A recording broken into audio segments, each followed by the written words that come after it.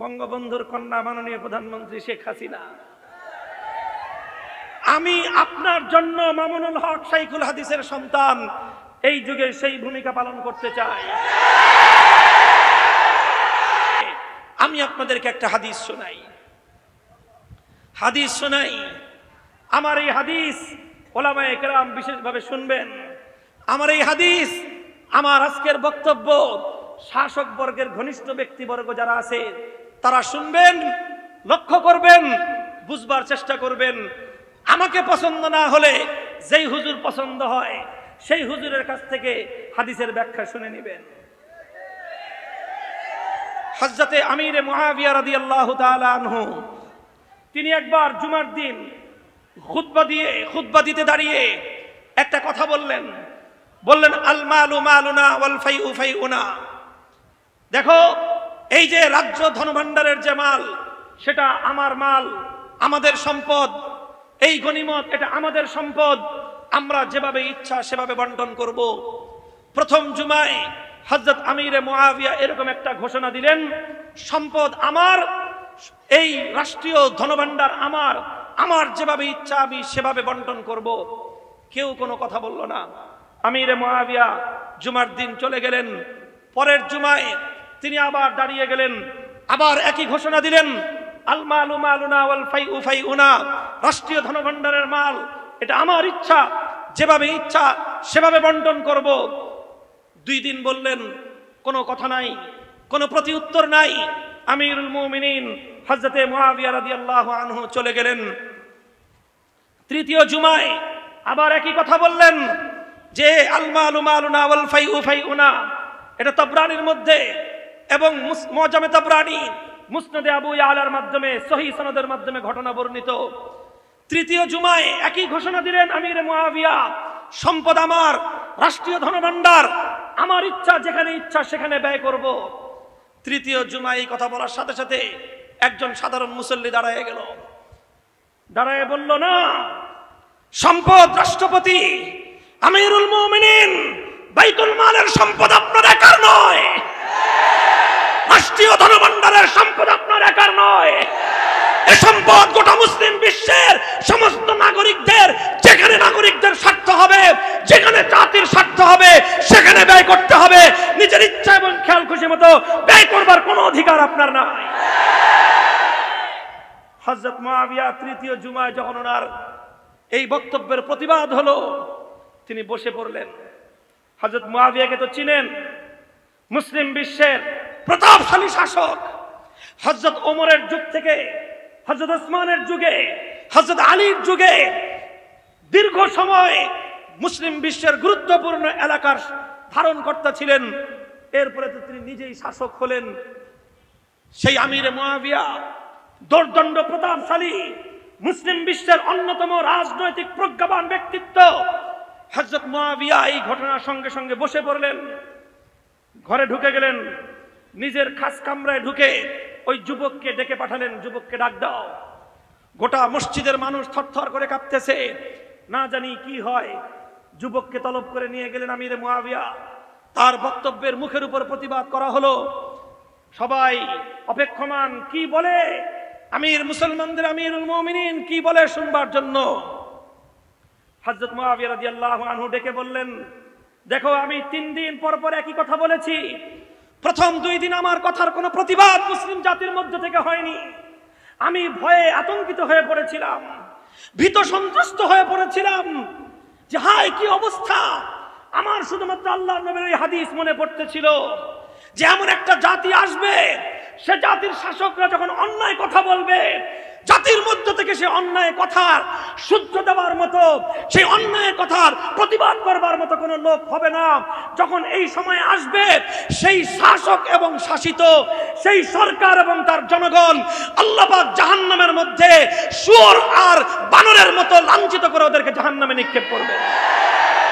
সায়াদখুলুনা জাহান্নামা কিরাদাতান খাসিরিন। তারা নিষ্কৃষ্ট বান্দরের মতো লাফায় লাফায় জাহান্নামে পড়বে। যখন আমি অন্যায় কথা বললাম, আমি যখন মুসলমানদের আমির হয়ে এই স্বৈরাচারী কথা বললাম যে সম্পদ আমার, আমি যখন বললাম মুসলিম রাজ্যের বাইতুল মাল, সরকারি ধনভাণ্ডারের সম্পদ আমি যাকে ইচ্ছা তাকে দিব, যেভাবে ইচ্ছা সেভাবে বন্টন করব। 2 দিন এ কথা বলার পর কেউ যখন আমার প্রতিবাদ করলো না, আমি ভয়ে ভীত সন্ত্রস্ত হয়ে পড়েছিলাম যে না জানি আমি সেই সম্প্রদায়ের অন্তর্ভুক্ত হয়ে গেলাম যারা লাঞ্ছিত হয়ে জাহান্নামে যাবে। আজ যখন তুমি প্রতিবাদ করলে হৃদয়টা আমার প্রশান্তিতে ভরে গেল। হে যুবক, আমি তোমার কৃতজ্ঞতা আদায় করি, কারণ তুমি আমার অন্যায় কথার প্রতিবাদ করে প্রমাণ করে দিয়েছো মুসলমান জাতি এখনো পথভ্রষ্ট হয় নাই। বঙ্গবন্ধুর কন্যা মাননীয় প্রধানমন্ত্রী শেখ হাসিনা, আমি আপনার জন্য মামুনুল হক শাইখুল হাদিসের সন্তান এই যুগে সেই ভূমিকা পালন করতে চাই।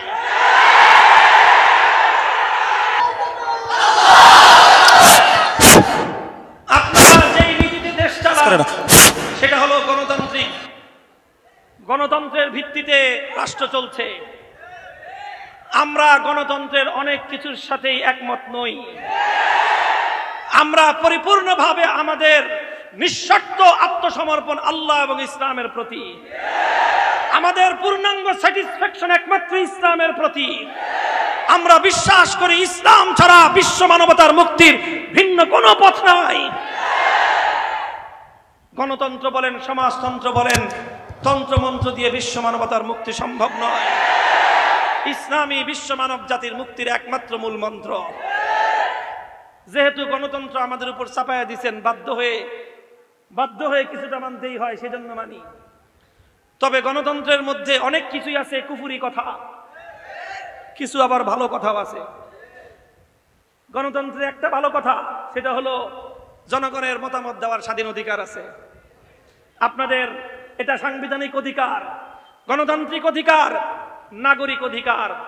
সেই অধিকারের জায়গা থেকে ঈমানের দায়িত্ব আদায় করবার জন্য বলছি, ভাস্কর্য মূর্তি নির্মাণ করাটা এটা আত্মঘাতী সিদ্ধান্ত। বিশেষ করে মরহুম বঙ্গবন্ধু শেখ মুজিবুর রহমান, বাংলাদেশের স্বাধীনতার মহানায়ক, এমন একজন মুসলিম নিহত একজন মৃত ব্যক্তি, আমাদের ধারণা অনুযায়ী যিনি ঈমানের উপর মৃত্যুবরণ করেছেন। সেজন্য আমরা ওনার রুহের মাগফিরাত কামনা করি। আল্লাহ পাক ওনাকে জীবনের ভুল ত্রুটি মাফ করে জান্নাত নসিব করুন।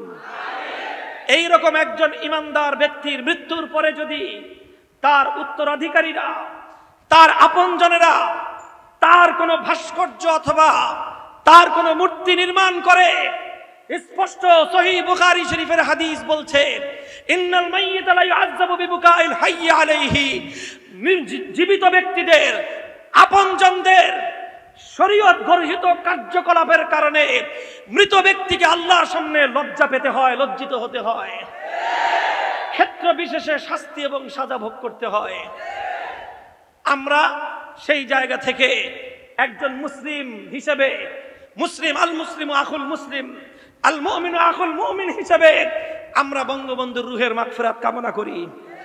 আমরা চাই না আপনাদের কোন কর্মের কারণে কবরের মধ্যে তার আযাব হোক। আমরা চাই না তিনি আল্লাহর দরবারে লাঞ্ছিত এবং লজ্জিত হয়ে যান। এজন্য আমরা উপদেশের সুরে, আমাদের দায়িত্ব আপনাদের কর্ণকুহরে মেসেজগুলো পৌঁছে দেওয়া করছি। আমরা বড় বক্তব্যগুলো বলে দিচ্ছি, মেহেরবানি করে অন্তত নিজেদের হাতে এই আত্মঘাতী কোনো কাজ করবেন না। মাননীয় প্রধানমন্ত্রী, আজ আপনি যদি আপনার বাবার মূর্তি বানান, ভাস্কর্যের নামে বানানোর যাই বানান, বাংলা ভাষা আমরা পড়াশোনা করেছি, বাংলাদেশের বাংলা ভাষার যে কোনো ডিকশনারি খুলেন, সেই ডিকশনারির মাধ্যমে প্রমাণ করেন ভাস্কর্য আর মূর্তি দুই জিনিস। সারেন্ডার করব আপনাদের সামনে। ভাষার চর্চা আপনারা করেন না বলে আজকে ভাস্কর্য এবং মূর্তিকে ভিন্ন ভিন্ন অর্থে সাব্যস্ত করতে চাচ্ছেন। আপনারা যেটা বলতে চাচ্ছেন আমি সেটা শিখিয়ে দেই। ভাস্কর্য আর মূর্তি এক ও অভিন্ন, তবে ভাস্কর্য আর প্রতিমা দুই জিনিস। যেটা বলতে চান সেটা শিখিয়ে দেই, এইভাবে বলবেন আগামী দিন থেকে যে ভাস্কর্য আর প্রতিমা দুই জিনিস। আমরা কথা বলছি না যে বঙ্গবন্ধুর প্রতিমা তৈরি করা হচ্ছে, আমরা বলছি বঙ্গবন্ধুর মূর্তি তৈরি করা হচ্ছে। মূর্তি আর ভাস্কর্য লাউ আর কদু, যেই লাউ সেই কদু। ওটা শাইখুল হাদিস রাহমাতুল্লাহি আলাইহি ওনার হায়াতে বলেছিলেন, গ্রামের ডিম শহরে গিয়ে বলে মামলেট হয়, গ্রামগঞ্জের মূর্তি এখন ঢাকার শহরে গিয়ে ভাস্কর্য হয়েছে। একই জিনিস, গ্রামে কদু খেতাম, এখন ঢাকায় গিয়ে লাউ বলি। যেই লাউ, যেই ডিম সেই আন্ডাই, যেই মূর্তি সেই ভাস্কর্যই। হ্যাঁ, যেটা বলতে পারেন সেটা হলো এটা প্রতিমা নয়। প্রতিমা আমরাও বলি না। বঙ্গবন্ধু আজ মূর্তি তৈরি করছেন, আপনার মৃত্যুর পরে আপনার অনুসারীরা আপনার মূর্তি তৈরি করবে নিশ্চিত। বুখারীর হাদিস যদি বিশ্বাস করো, কোন ইমানদার একথা বিশ্বাস করতে হবে তোমাকে। আজকে যদি প্রধানমন্ত্রী বঙ্গবন্ধুর ভাস্কর্য বানান, মৃত্যুর পরে ওনার অনুসরণে ওনার যতগুলো মূর্তি তৈরি হবে, প্রতিটি মূর্তির জন্য প্রধানমন্ত্রীকে আযাব ভোগ করতে হবে। আমরা আমাদের কথা বলে দিলাম, আমরা সরকারের সাথে, রাষ্ট্রের সাথে যুদ্ধে নামবো না, যুদ্ধে নামবো না। তবে এতটুকু বলবো, আমরা আপনাদের প্রতি যদি আল্লাহর কোরআনের বিরুদ্ধাচরণ করেন, মুসলমানদের ঐতিহ্যকে ধ্বংস করে মসজিদের শহরকে যদি মূর্তির শহর বানান, আপনাদের সঙ্গে আমাদের চূড়ান্ত ঘৃণার সম্পর্ক কায়েম হবে।